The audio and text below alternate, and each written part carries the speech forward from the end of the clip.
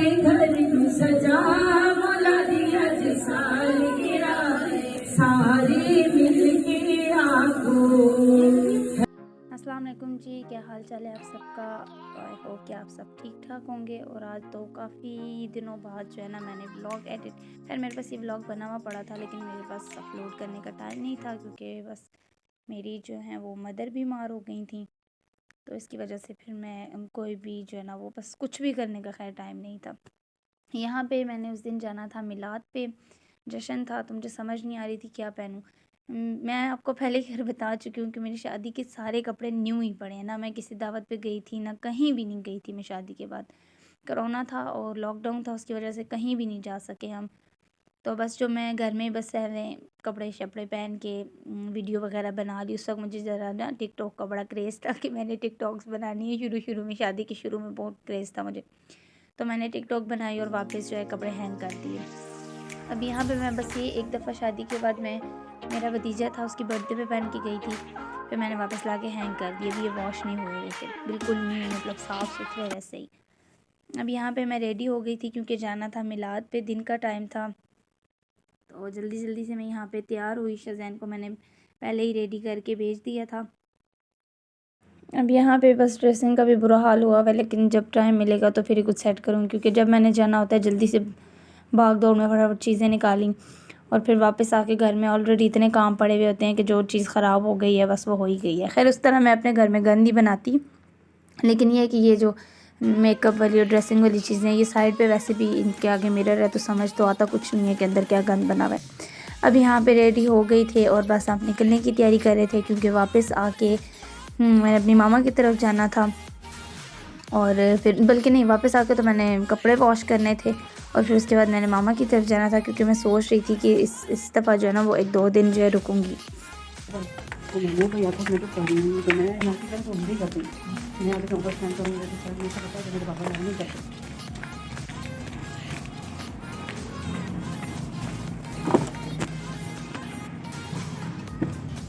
अस्सलाम वालेकुम।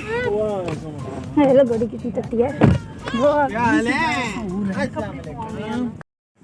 अच्छा जी, तो अब हम हो गए थे रवाना जाने के लिए और शाहजहान साहब को देखे कैसे टांग पे टांग रख के मज़े से बैठा हुआ है और इसको कोई इतना शौक़ है ना गाड़ियों का और बाहर जाने का। इसकी आँख खुलती है तो ये कहते हैं मामा गाड़ी है। अच्छा, अब यहाँ पे हम पहुँच आए थे और मिलाद शरीफ शुरू हो गया था।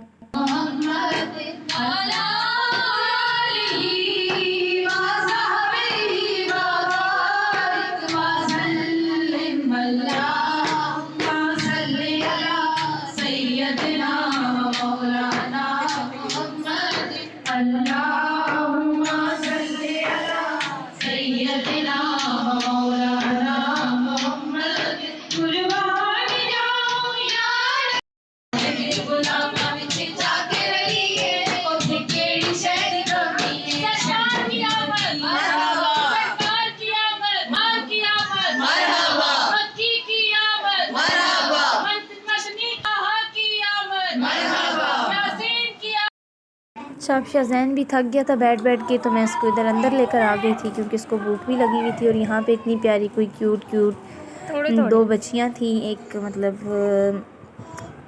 आपस में कज़न्स ही हैं ये दोनों। अब यहाँ पे जी इन दोनों को मैं राइस खिला रही थी क्योंकि मैं शाहजैन को खिला रही थी और इन बच्चियों को भी भूख लगी हुई थी, साथ ये भी खा रही थी इतने मज़े से।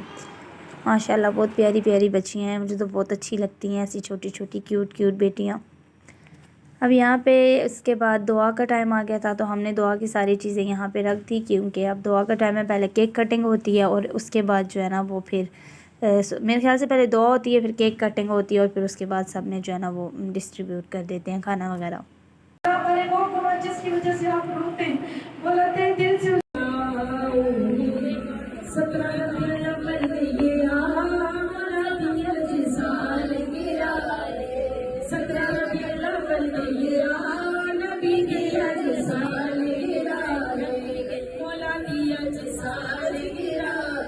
सारी मिल बंद कर सकते हैप्पी बर्थडे टू यू। सारी मस्त सजा नबी की आज साल गिरा।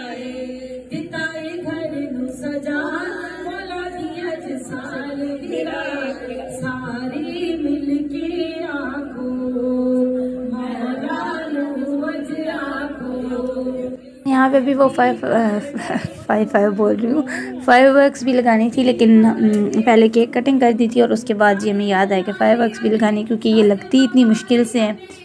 अब यहाँ पे लग ही नहीं रही थी इतनी मुश्किल से, तो शायद फ़ैन भी चल रहा था, उसकी भी हवा थी, तो बहुत मुश्किल से हमने यहाँ पे फायरवर्क लगाई।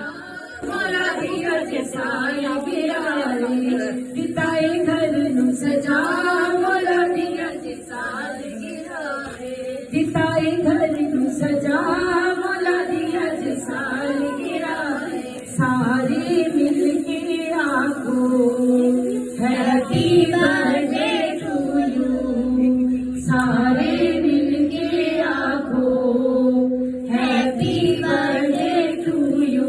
सारे हलालियां ने सारे हलालियां ने सारे हलालियां ने सारे हलालियां ने दिताए घर नू सजा बोला दिया जे साल गिराए, दिताए घर नू सजा बोला दिया जे साल।